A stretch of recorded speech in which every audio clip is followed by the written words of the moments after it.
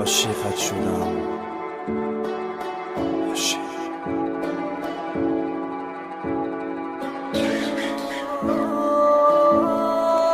هر یک حرفش خنده هاش در یاد من، نغمه هاش و چشماش در یاد من. یکی فریاد کند یاد کند یار من، دیگر چی سود که پرسد او از حال من. ببین که مردم، غمهای تو سرم را خوردن، این روحی نوجوان را بردن. هی خدا زند عاشقت شدم، مردم.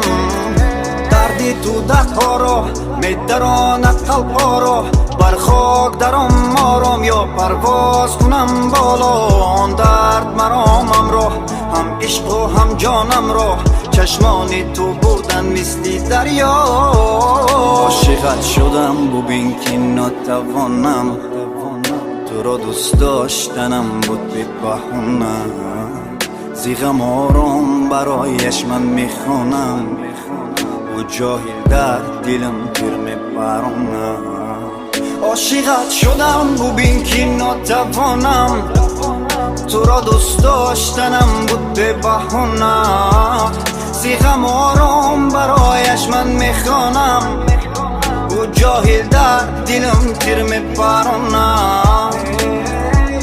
چرا مردم مو برحمه یو برحمه یو برحمه، درون دل پوری زخمه یو برحمه. حیاتی من غم و درده غم و درده پوری زخمه. خدایا کمکم کن که او من را نمیفهمه. نه غم برایت ساز کنم، هنگام مرگ تو را احساس کنم. الماسی من عشق تو را راز کنم، کار کنم شنوی آوازی من.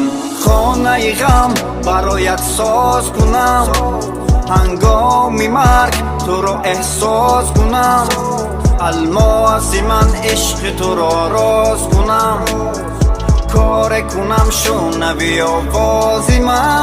عاشقت شدم ببین که نتوانم، تو را دوست داشتنم بود به بهونه.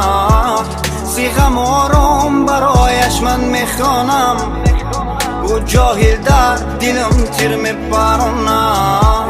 عاشقت شدم ببین که نتوانم، تو را دوست داشتنم بود به بهونه.